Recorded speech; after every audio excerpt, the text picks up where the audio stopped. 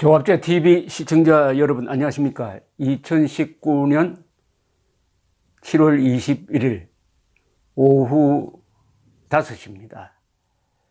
요사이 문재인 정권은 아베 정부와 대결하는 전장을 도쿄로 삼지 않고 서울로 삼고 있습니다. 서울에서 지금 아베와 싸우는 게 아니라 국민을 상대로 싸우고 있습니다. 이 전장을 어디에 여느냐가 아주 중요합니다. 왜냐하면 전장이 있는 곳에 피해가 발생합니다. 전장을 서울에 두면은 피해자가 누가 생기느냐 하면 국민이 피해자가 생깁니다. 근데 문재인 정권은 놀랍게도 일본과 싸운다면서 전장을 도쿄에서 열지 않아요. 도쿄에서 열어야 우리가 공세적으로 일본을 상대로 이길 수가 있습니다. 즉 도쿄에서 한국의 문재인 정권 측근들이 대거 도쿄로 가야 합니다. 도쿄에서 토론을 하자고 해야 됩니다. 토론을 하자. 그리고 도쿄에서 시위도 해야 됩니다. 그러면서 아베 정권이 잘못했다는 부분을 폭로해야 합니다. 그리고 무엇보다도 국제법적 논리를 갖추고 해가지고 당당하게 그리고 용감하게 맞서야 합니다. 한 사람도 그런 사람이 없어요. 도쿄로 가는 사람이 없습니다. 도쿄로 가는 한국의 측근은 없고 서울에서 앉아가지고 국민을 상대로 지금 전쟁을 펴고 있습니다. 국민을 상대로 전투적 용어를 씁니다. 문재인 정권을 지지하지 않으면은 무슨 신세가 되느냐? 이적분자가 됩니다. 적을 이롭게 한다 이거죠. 그리고 친일파가 됩니다. 한국 사회에서 이적 친일파는 적폐 세력으로 몰아가지고 정리해야 될 대상이 되어 있는 거 아닙니까? 더구나 이런 캠페인에 제일 앞에 있는 사람이 민정수석 조국 씨인데 이 사람은 경찰, 검찰에 대한 상당한 영향력을 가진 사람입니다. 그럼 수사권을 앞으로 활용을 해가지고 이적분자, 친일파를 가려내가지고 법적 제재를 가하면은 대한민국에서 무슨 일이 벌어질까요? 바로 캄보디아의 킬링필드가 벌어집니다. 캄보디아의 킬링필드. 왜냐하면은 조국 씨는 권력의 완장을 찬 사람입니다. 그리고 이념적 공세를 펼치고 있는데 이게 폴 존슨이라는 사람이 인텔렉츄얼즈라는 지식인이라는 책에서 말한 사상의 폭군으로 지금 돌변하고 있습니다. 사상의 폭군, 사상을 가지고 사람을 친일파냐 아니면은 뭐 극일파냐 아니면은 뭐 자주파냐 이런 식으로 갈라가지고 한쪽 세력을 제거하는 게 바로 이게 사상의 폭군이야 하는 행태인데, 물론 한국에는 언론 자유가 살아있고 아직도 법치가 아직 완전히 무너진 건 아니니까 당장 그렇게 할 수는 없지만은 그런 위험성이 있다 이렇게 생각을 합니다. 그런데 따져봐야 합니다. 조국 씨가 지금 조국 씨의 분류법대로 하면은 문재인 정권이 아베 정권과 싸우고 있으니까 무조건 문재인 정권을 편들어야 한다. 문재인 정권을 비판한다든지 일본을 뭐 감싼다든지 하는 사람들은 친일 아니면 이적이다 이런 분류법입니다. 그런데 몇 사람이나 될까요? 한두 사람입니까? 여기 여론조사가 있어요. 지난 7월 9일에서 11일 사이 한국갤럽이 1,005명을 상대로 한 여론조사 플러스 마이너스 3.1% 오차 범위를 갖고 있는데, 여기서 이번 한일 갈등의 책임이 누구에게 있느냐 하니까 61%는 일본에 있다고 그랬어요. 그러나 17%는 문재인 정부에 있다고 그랬습니다. 그리고 13%는 한일 상방에 있다고 그랬습니다. 그러니까 한일 상방에 있다 13%, 문재인 정권에 있다 17%를 합치면 30%입니다. 그러니까 조국 씨 분류대로 의하면 이 30%는 이적분자 아니면 친일파입니다. 그런데 여러분, 이 30%가 얼마나 되는 수치인지 아십니까? 지난 대통령 선거 때 유권자가 4,247만 명이었습니다. 여기서 30%는 얼마입니까? 1,200만 명입니다. 1,200만 명. 1,200만 명의 국민을 이적 또는 친일파라고 모는 사람이 좌익 운동가가 아니고 지금 청와대에서 수사기관을 관장하는 민정수석이라고 하는 사실, 이거 대한민국이 용납할 수 있는 상황입니까? 1,200만 명입니다. 1,200만 명. 1,200만 명 중에 문재인 정권의 책임이 있다 또는 상방 책임이다라고 하는 사람이 특히 많은 지역은 대구, 경북, 그리고 50대, 60대, 그리고 보수적 성향을 가진 사람들입니다. 이 사람들이 숙청 대상입니까? 제거 대상입니까? 적폐 세력입니까? 아니면은 문매를 맞아야 합니까? 여기에 조국 씨가 답을 내놓아야 합니다.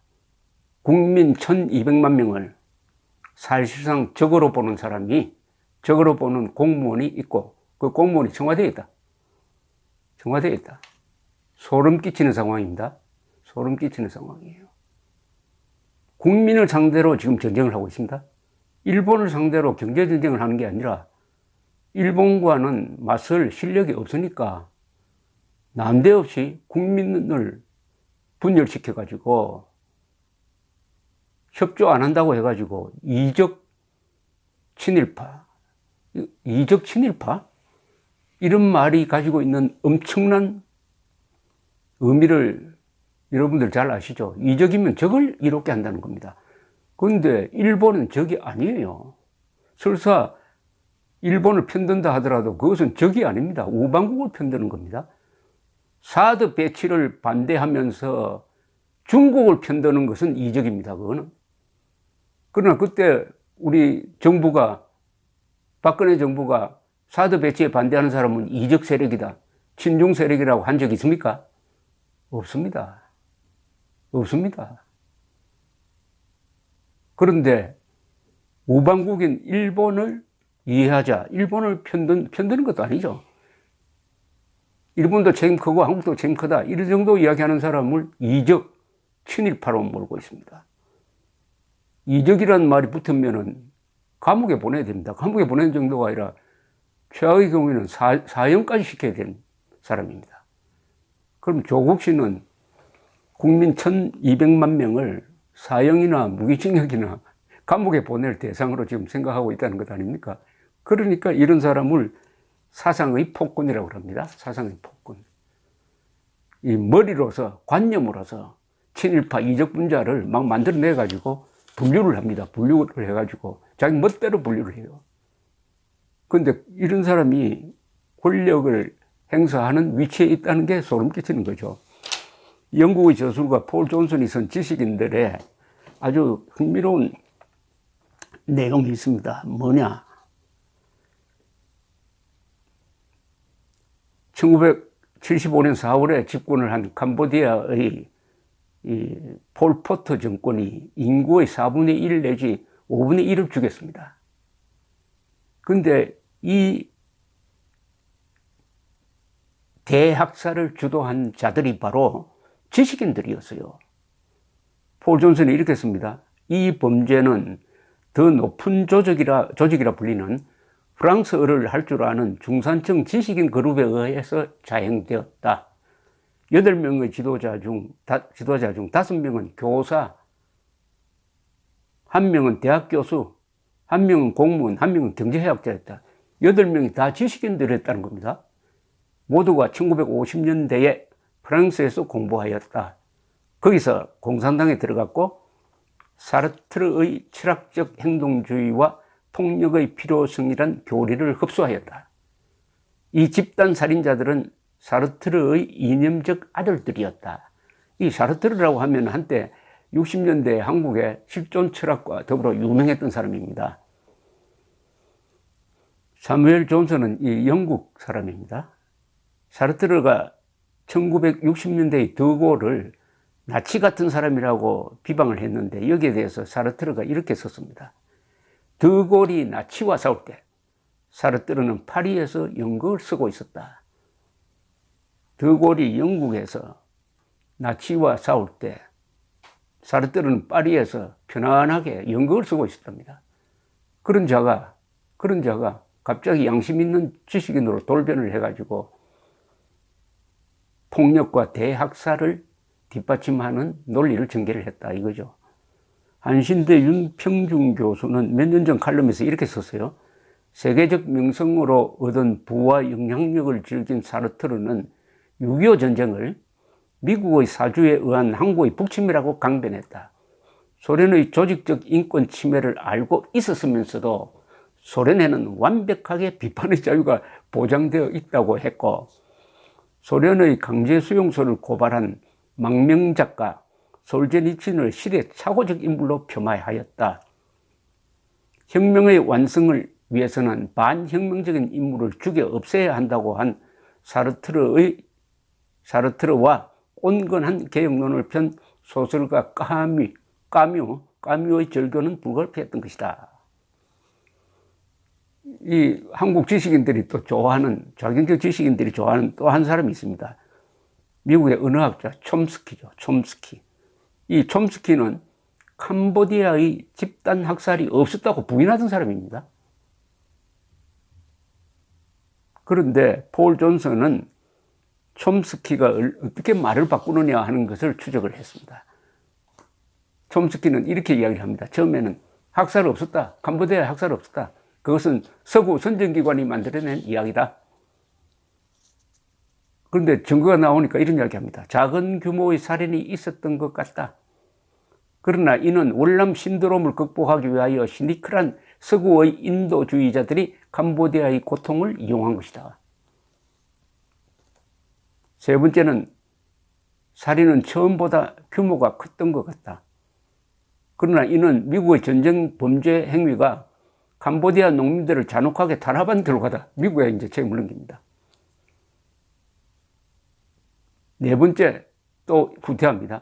권위 있는 캄보디아 전문가들 중 한 사람에 의하면 최악의 학살은 1975년이 아니라 1978년 중반에 일어났고, 마르크시스트 때문이 아니라 보수주의자, 인종주의자, 그리고 반월남 요인들 때문이다. 공산주의는 관계없다는 거죠. 이 폴 존슨이 완장찬 지식인들, 사상의 폭군이라고 불리는, 저는 배운 무식자라고 합니다만, 이런 사람들이 얼마나 위험한 존재냐 하는 걸 이 책에서 썼습니다. 나는 지식인들을 감시하라고 말하고 싶다. 비극적인 우리의 세계가 주는 큰 교훈 중 하나는 수백 수천만 명의 죄 없는 생명이 희생된 것은 인간성을 발전시키겠다는 지식인들의 계획 때문이었다. 지식인들을 권력의 조종관으로부터 멀리 떼어놓아야 할 뿐 아니라 그들이 조언을 하려고 할 때는 특별히 감시를 잘해야 한다. 지식인들이 만드는 위원회, 회의, 연대 조직 등을 조심하라. 똘똘 뭉친 지식인 단체가 내는 성명은 믿지 말라. 정치 지도자나 중요한 사안에 대한 그들의 단정적 평가를 디스카운트하라. 지식인들이 습관적으로 까먹고 있는 것은 뭐냐? 사람들이 개념보다 더 중요하다는 사실을 까먹고 있다. 그들에게는 개념, 즉 친일파다, 이적분자다 하는 이런 개념이 더 중요하다는 겁니다. 그 개념에 들어가는 사람이 1200만 명이나 되는 인간 생명을 가진 존재라는 것은 도외시하는 거예요. 이런 사람이 권력을 행사하면 어떻게 되겠습니까?